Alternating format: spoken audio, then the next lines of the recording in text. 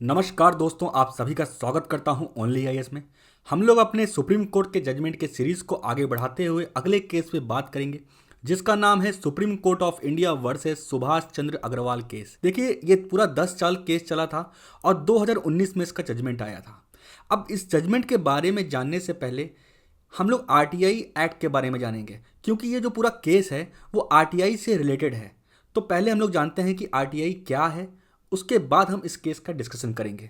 Right to information, right to freedom of speech and expression में implicit है, मतलब कि आर्टिकल 19 में उसको इंक्लूड किया गया है। और ये जो इंटरप्रिटेट किया गया है वो सुप्रीम कोर्ट के द्वारा ही इंटरप्रिटेट किया गया है कि वो right to freedom and speech and expression article 19 के अंदर ही होगा वो। अब जब right to information fundamental right में इम्प्लिसिट है, तो उसको पार्लियामेंट को एक्ट भी बनाना पड़ेगा, सो डैट कि लोग उसको एंजॉय कर सकें, उसको यूज कर सकें। सो पार्लियामेंट ने 2005 में आरटीआई एक्ट बनाया। ठीक है, तो आरटीआई एक्ट में सेक्शन 4 क्या बोलता है?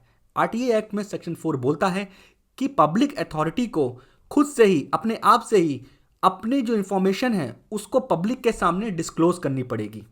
ठीक है, और जो इसका ऑब्जेक्टिव है, जो इन्फॉर्मेशन डिस्क्लोज करने का जो ऑब्जेक्टिव है उसका यह है कि इससे ट्रांसपेरेंसी और अकाउंटेबिलिटी मेंटेन रहेगी पब्लिक अथॉरिटीज़ की।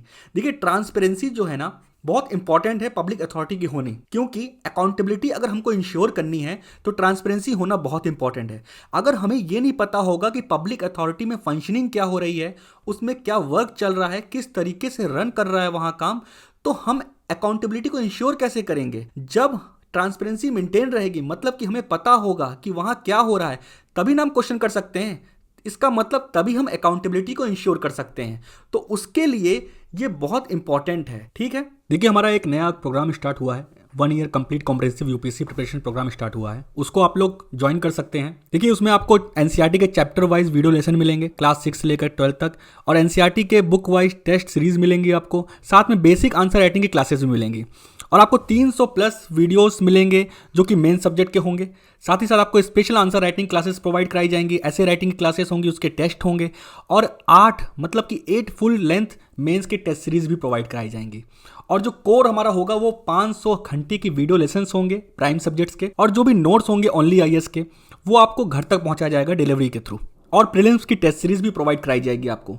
So it will be better कि आप इसको जल्दी जल्दी ज्वाइन कर लें, सो डैट कि आपकी एग्जाम की प्रिपरेशन अच्छी हो पाए। साथ ही साथ हम लोग ने एक और इनिशिएटिव स्टार्ट किया है, Pragyan 2 all India GS prelims mock test है, जिसमें कि आपको ऑल इंडिया रैंक पता चलेगी। आप अपने आप को एनालाइज कर पाएंगे कि आपकी तैयारी कितनी हुई है, और आप समझ पाएंगे कि किस लेवल पे आप पहुंचे हैं। और टॉपिक वाइज उसमें डिटेल एनालिसिस किया जाएगा, और जो पीडीएफ्स आपको प्रोवाइड की जाएंगी वो प्रिंटेबल होंगे, आप उसको प्रिंट करा सकते हैं और इजीली रिवीजन कर सकते हैं। 4 अप्रैल 2021 से 10 बजे से ये आपके स्टार्ट होगा, और इसके लिए कोई भी शुल्क नहीं लगेगा, बिल्कुल ये फ्री है, और हिंदी माध्यम में भी ये उपलब्ध है। सो इसमें बिल्कुल आप जरूर ज्वाइन करें, क्योंकि एग्जाम भी नज़दीक है, और आपके लिए बहुत बेहतर रहेगा अगर आप इसको देते हैं। ऑल इंडिया रैंक भी जानेंगे, साथ ही साथ आप अपने को बेहतर जान पाएंगे कितनी तैयारी है आप, और आप अपने लिए और क्या बेहतर कर सकते हैं। तो इसको जरूर ज्वाइन कीजिए। चलिए आगे बढ़ते हैं। अब हम लोग जानेंगे कि पब्लिक अथॉरिटी में कौन कौन सी अथॉरिटी या बॉडी या इंस्टीट्यूशन आते हैं। देखिए, जो कॉन्स्टिट्यूशन के द्वारा बनाए गए हों, या जो पार्लियामेंट और या स्टेट लेजिस्लेचर के द्वारा बनाए गए हों, या गवर्नमेंट के द्वारा बनाए गए हों, उनको हम पब्लिक अथॉरिटी कंसिडर करेंगे। और गवर्नमेंट के द्वारा जो बनाए गए होंगे, या तो वो गवर्नमेंट से कंट्रोल किए गए हों, या फाइनेंस किए गए हों, या वो एक नॉन गवर्नमेंट ऑर्गेनाइजेशन जो कि सब्सटेंशियली फाइनेंस किए गए हों, और डायरेक्टली या इनडायरेक्टली गवर्नमेंट के द्वारा उसको फंड किया गया हो। ठीक है, इन सबको हम पब्लिक अथॉरिटी कंसिडर करेंगे। अब हम लोग आरटीआई एक्ट के सेक्शन 8 क्लॉज 1 को जानेंगे। देखिए, इसमें कुछ एक्सेप्शंस हैं, जिसमें कि इस एक्सेप्शन के बेसिस पे इंफॉर्मेशन देने से मना किया जा सकता है। अब वो कौन से हैं एक्सेप्शंस? देखिए, सोवरेनिटी इंटीग्रिटी ऑफ इंडिया को अगर खतरा होता है, या किसी कोर्ट ने या ट्रिब्यूनल ने इंफॉर्मेशन देने से मना किया है, या वो पार्लियामेंट या स्टेट लेजिस्लेचर की प्रिविलेज को ब्रीच करता है, या उस पर्सन ने इंफॉर्मेशन को फिड्यूसरी कैपेसिटी में रखी हो, इन केसेस जो ये एक्सेप्शंस हैं, इन एक्सेप्शन के बेसिस पे आरटीआई एक्ट मतलब सेक्शन 8 क्लॉज 1 के तहत इंफॉर्मेशन देने से मना कर सकते हैं। देखिए, सेक्शन 8 क्लॉज 2 बोलता है कि आपको वो इंफॉर्मेशन देनी पड़ेगी जो कि ऑफिशियल सीक्रेट्स एक्ट 1923 के अंदर इंफॉर्मेशन देने से एग्जेम्प्टेड है, बट वो पब्लिक लार्जर इंटरेस्ट की बात आएगी तब, मतलब कि क्या है कि ऑफिशियल सीक्रेट्स एक्ट 1923 के अंदर कुछ इन्फॉर्मेशन देने से एग्जेम्पशन है, वो इन्फॉर्मेशन आप नहीं दे सकते। बट अगर पब्लिक लार्जर इंटरेस्ट की बात आएगी ना, तो आप सेक्शन 8 क्लॉज 2 के तहत वो इन्फॉर्मेशन ले सकते हैं, मांग सकते हैं पब्लिक के लार्जर इंटरेस्ट के लिए। देखिए, आप लोग ओनली आईएएस का टेलीग्राम चैनल ज्वाइन कर लीजिए, सो डैट आपको सारी पीडीएफ्स इजीली मिल जाएं। करंट अफेयर की जो पीडीएफ्स हैं वहाँ आपको इजीली मिल जाएंगी। द हिंदू का एडिटोरियल डिस्कशन जो है उसकी पीडीएफ्स वहाँ मिल जाएंगी आपको। और जो भी यूपीएससी और स्टेट पीएससी से रिलेटेड जो भी रिक्वायर्ड पीडीएफ्स होंगी ओनली आईएएस की तरफ से प्रोवाइड की जाएंगी, वो आपको वहाँ पे इजीली मिल जाएगा। साथ ही साथ आपको यूट्यूब में जो भी वीडियो आएंगी उसकी नोटिफिकेशन मिल जाएगी, और साथ ही साथ आपको उनकी पीडीएफ्स मिलेंगी। सो प्लीज़ इसको ज्वाइन कर लीजिए, सो डैट कि आपको कन्वीनियंट हो हर चीज़ जानने में। चलिए आगे बढ़ते हैं। चलिए अब हम लोग केस के बारे में बात करेंगे। देखिए, उससे पहले मैं आपको बताना चाहता हूँ एक और चीज़। 1997 में सारे चीफ जस्टिस की एक कॉन्फ्रेंस हुई थी, ठीक है। उसमें क्या हुआ था, एक कोड ऑफ कंडक्ट को अडॉप्ट किया गया था, और उस कोड ऑफ कंडक्ट में ये डिसाइड किया गया था कि जितने जजेस होंगे वो अपने एसेट्स की सारी इंफॉर्मेशन अपने सीजे को देंगे, चीफ जस्टिस को देंगे। तो ये जो रिजोल्यूशन 1997 में पास हुआ था, कोड ऑफ कंडक्ट को अडॉप्ट किया गया था, इसी कोड ऑफ कंडक्ट के आधार पे, इसी को देखते हुए सुभाष अग्रवाल ने सुप्रीम कोर्ट के पीआईओ ऑफिस में आरटीआई फाइल किया कि भैया आप लोग कोड ऑफ कंडक्ट का पालन कर रहे हैं कि नहीं। बेसिकली उनको कोई मतलब नहीं था कि उनके ऑफिस में क्या हो रहा है क्या नहीं, उनको बस इतना जानना था कि 1997 में जो कोड ऑफ कंडक्ट को अडॉप्ट किया गया था कि सारे जजेस अपने एसेट्स की इंफॉर्मेशन देंगे चीफ जस्टिस को, क्या उसका पालन करा जा रहा है कि नहीं, ठीक है। अब उसके बाद जब उन्होंने ये अपील की उनसे, मतलब कि जब आरटीआई फाइल किया पीआईओ के ऑफिस में, तो वहां से ये जो उनकी रिक्वेस्ट थी डिनाई कर दी गई। अब इसके बाद सुभाष अग्रवाल अपीलेट अथॉरिटी में अपील किए कि मुझे ये इंफॉर्मेशन दी जाए, क्योंकि पीआईओ के ऑफिस से उनको रिजेक्शन मिला। अपीलेट अथॉरिटी ने पीआईओ के ऑफिस को ये बोला कि आप इनको इन्फॉर्मेशन दें, जो भी रिक्वायर्ड इन्फॉर्मेशन है। दोबारा से पीआईओ के ऑफिस से रिजेक्शन मिला सुभाष अग्रवाल को। फिर से ये गए सेंट्रल इंफॉर्मेशन कमिश्नर के पास। फिर सेंट्रल इंफॉर्मेशन कमिश्नर ने बोला पीआईओ के ऑफिस को कि आप इनको इन्फॉर्मेशन दीजिए सुभाष अग्रवाल को। अब इसके बाद जो सुप्रीम कोर्ट के जनरल सेक्रेटरी थे, वो सेंट्रल इंफॉर्मेशन कमिश्नर के ऑर्डर के अगेंस्ट अप्रोच किए हाई कोर्ट को, दिल्ली हाई कोर्ट को। फिर दिल्ली हाई कोर्ट ने बोला कि जो ये ऑर्डर पास किया गया है बिल्कुल सही है और आपको इन्फॉर्मेशन देनी पड़ेगी। एट लास्ट सुप्रीम कोर्ट के जो जनरल सेक्रेटरी थे वो पहुंचे सुप्रीम कोर्ट में, और सुप्रीम कोर्ट के पहुंच के उन्होंने अपनी बातों को रखा। चलिए हम लोग जानते हैं कि सुप्रीम कोर्ट का जजमेंट क्या आया था और उसमें क्या बोला गया। सुप्रीम कोर्ट ने बोला कि चीफ जस्टिस ऑफ इंडिया जो है वो राइट टू इंफॉर्मेशन एक्ट 2005 के अंदर ही आते हैं, उसके एम्बिट में ही आते हैं, उसके अधीन ही आते हैं।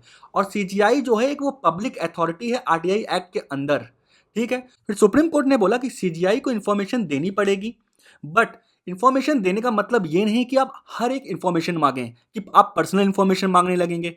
सुप्रीम कोर्ट के बोलने का मतलब यही था कि आपको आरटीआई और प्राइवेसी दोनों को बैलेंस करके चलना पड़ेगा। ये नहीं कि आप हर एक इंफॉर्मेशन उनके पर्सनल लाइफ की मांगना शुरू कर देंगे, क्योंकि राइट टू इंफॉर्मेशन जो है वो भी एक फंडामेंटल राइट है, और जो राइट टू प्राइवेसी है वो भी एक फंडामेंटल राइट है, जो कि आप जानते हैं 2017 के केस में जजमेंट आया था केएस पुट्टुस्वामी का। उसमें राइट टू प्राइवेसी को कहा गया था कि वो एक फंडामेंटल राइट ही कंसीडर किया जाएगा आर्टिकल 21 के अंदर, ठीक है। इन दोनों को इसीलिए बैलेंस करके चलना पड़ेगा। इसका मतलब ये नहीं है कि आरटीआई फंडामेंटल राइट है तो आप दूसरे का फंडामेंटल राइट को वायलेट करेंगे, तो दोनों को ही बैलेंस करके चलना होगा। देखिए, अब सुप्रीम कोर्ट ने बहुत अच्छी बात बोली, बहुत ही महत्वपूर्ण और बहुत ही कह सकते हैं लोकतांत्रिक वाली बात बोली। उन्होंने बोला कि सुप्रीम कोर्ट को एक बहुत अच्छी पावर मिली है, एक कह सकते हैं बहुत अच्छी इम्यूनिटी मिली है कि वो इंडिपेंडेंट है, ठीक है। उन्होंने कहा इंडिपेंडेंट इसलिए है सो डैट कि वो बायस्ड ना हो पाए सेंट्रल और स्टेट के बीच में। कभी भी जैसे आप देखते हैं सेंट्रल स्टेट के बीच में कोई रिलेशन को लेकर कोई डिस्प्यूट आता है तो उसमें इंटरप्रिटेशन कौन देता है, जुडिशरी देती है। तो उसको लेके बायस ना हो या किसी और चीज को लेके बायस ना हो, इसलिए जुडिशरी को इंडिपेंडेंट किया गया है। तो सुप्रीम कोर्ट ने यही बोला कि इंडिपेंडेंट का मतलब ये नहीं है कि हम अकाउंटेबल नहीं होंगे, क्योंकि हम यहाँ पे लोगों के भलाई के लिए आए हैं, लोगों के वेलफेयर के लिए आए हैं, लोगों के अच्छे के लिए आए हैं। जुडिशरी को इंफॉर्मेशन देनी पड़ेगी, जुडिशरी इंफॉर्मेशन देने से डिनाई नहीं कर सकती है, क्योंकि इंडिपेंडेंस और अकाउंटेबिलिटी दोनों को ही कंसीडर करना होगा और दोनों को साथ लेके चलना होगा लोगों के वेलफेयर की, लोगों के भलाई के लिए, बिना बायसनेस के। क्योंकि देखिए जो इंडिपेंडेंस उनको दी गई है, ठीक है, वो जो इंडिपेंडेंस उनको दी गई है वो बहुत भरोसे के साथ और ट्रस्ट के साथ दी गई है, क्योंकि वो इंडिपेंडेंस एक प्रिविलेज नहीं है, वो एक रिस्पॉन्सिबिलिटी है सुप्रीम कोर्ट के ऊपर। उनको उसी तरीके से काम करना है, लोगों के वेलफेयर के सोच के काम करना है, सही इंटरप्रिटेशन करना है, किसी की तरफ बायस नहीं होना है। देखिए एक चीज और आपको बताना चाहता हूँ कि जो हाई कोर्ट का ऑर्डर था सुप्रीम कोर्ट ने उसको भी अपहेल्ड किया। ठीक है, चलिए आगे बढ़ते हैं, इसके इम्पैक्ट को जानते हैं। अब देखिए इम्पैक्ट इसका यही पड़ा कि अब से सीजीआई जो होगा वो आरटीआई के एप्लीकेशन को एंटरटेन करेगा, मतलब कि वो उसको इन्फॉर्मेशन देंगे अगर ऐसी कोई रिक्वेस्ट डिमांड आती है। बट देखिए इस चीज़ को मैंने पहले ही बताया है कि उनको बैलेंस करके चलना पड़ेगा प्रिवेसी और आरटीआई को। आरटीआई का मतलब कोई भी इन्फॉर्मेशन नहीं मांगेंगे, वो एक बैलेंस करके उनको चलना पड़ेगा। तो हम लोग ने आज पूरा समझा कि ये आरटीआई एक्ट क्या था। ठीक है, उसके बाद हमने समझा कि जजमेंट जो आया उस जजमेंट में किस तरीके से बैलेंस करके दिखाया गया, किस तरीके से बैलेंस कर सकते हैं प्रिवेसी और आरटीआई को, और सीजीआई जो एक पब्लिक अथॉरिटी ही कंसीडर की जाएगी। ठीक है, तो हम लोग अपने अगले जजमेंट में मिलते हैं, तब तक के लिए नमस्कार।